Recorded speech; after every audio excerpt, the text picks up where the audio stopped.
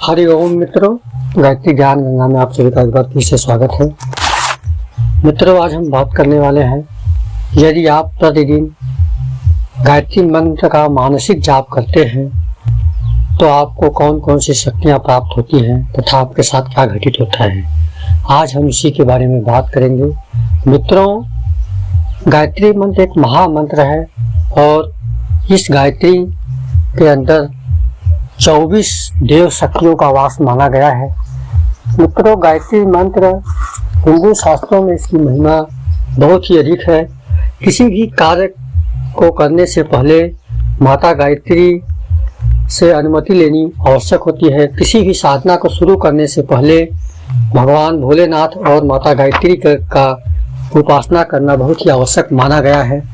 और यह सृष्टि का सर्वशक्तिमान और बहुत ही प्रभावशाली मंत्र है।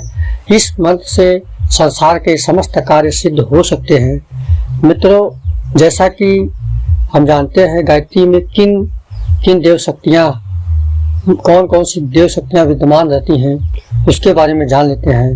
गायत्री में गणेश, नृसिंह, विष्णु, शिव, कृष्ण, राधा, लक्ष्मी, अग्नि, इंद्र, सरस्वती, दुर्गा, हनुमान, पृथ्वी, सूर्य, राम, सीता, चंद्र, यम, ब्रह्म, वरुण, नारायण, हयग्रीव, हंस और तुलसी गायत्री, ये सभी देव शक्तियाँ विद्यमान होने के कारण गायत्री मंत्र बहुत ही प्रभावशाली बन जाता है। मित्रों, अब बात करते हैं, यदि कोई मानसिक जप इस महामंत्र का करता है तो उसके अंदर मानवीय गुणों की वृद्धि होने लगती है। वह दयावान बन जाता है, लोगों पर दया करता है और जो इस महामंत्र की कृपा प्राप्त कर लेता है, सभी लोग उसके लिए कृपा करते हैं। वो जिसके भी पास जाता है वही उस पर कृपा करता है और गायत्री मंत्र का साधक सबका सर्वप्रिय हो जाता है और उसका आकर्षण शक्ति भी बहुत अधिक बढ़ जाता है।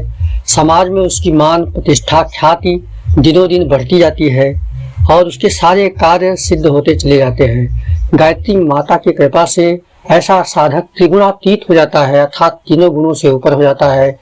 सत, रज, तम, इन तीन गुणों से वह विचलित नहीं होता और ये तीनों गुण लेस मात्र भी उस साधक को विचलित नहीं कर पाते हैं। और गायत्री माता का जो साधक होता है सभी दिव्य गुणों से संपन्न होकर के संसार में सर्वोच्च स्थिति को प्राप्त कर लेता है। जो गायत्री साधक जिस किसी भी महात्मा के पास जाता है या किसी के भी पास जाएगा, वह उससे बहुत ही विनम्रता से बात करता है और गायत्री साधना का प्रतिफल उसको महज कुछ ही दिनों में दिखाई देने लगता है। यदि आप इस महामंत्र का नित्य मानसिक जाप करते हैं तो आप धरती पर इंद्र के समान बन जाते हैं। कोई भी देव, दानव, मानव कोई भी हो, उस गायत्री भक्त की आज्ञा का उल्लंघन नहीं कर सकता और गायत्री भक्त सर्वोपरि बन जाता है। उसे वशिष्ठ अर्थात विशिष्ट हो जाता है और विश्वामित्र गुणों की प्राप्ति होती है। वह विश्व का मित्र हो जाता है। वसुधैव कुटुंबकम की भावना उसमें सर्वोपरि हो जाती है और वह लोगों के हित में लग जाता है।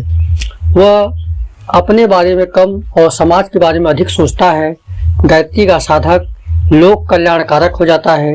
उसके पास हर प्रकार की शक्तियाँ आ जाती हैं, सिद्धियाँ सहज ही चल करके उसके पास आ जाती हैं। अन्य मंत्रों के जो साधक होते हैं उन सिद्धियों के लिए जीवन भर संघर्ष करते रहते हैं, जीवन भर परिश्रम करते रहते हैं, फिर भी उनको उस सिद्धियों को प्राप्त करना अत्यंत कठिन होता है, दुष्कर होता है। जबकि गायत्री माता के जो भक्त होते हैं वो सहज में ही मानसिक जप करने से ही समस्त सिद्धियों को प्राप्त कर लेते हैं और गायत्री माता की कृपा से उन्हें अंत में वो सारे बंधनों को काट कर और परम पद मोक्ष को प्राप्त कर लेते हैं, ब्रह्मलोक को चले जाते हैं।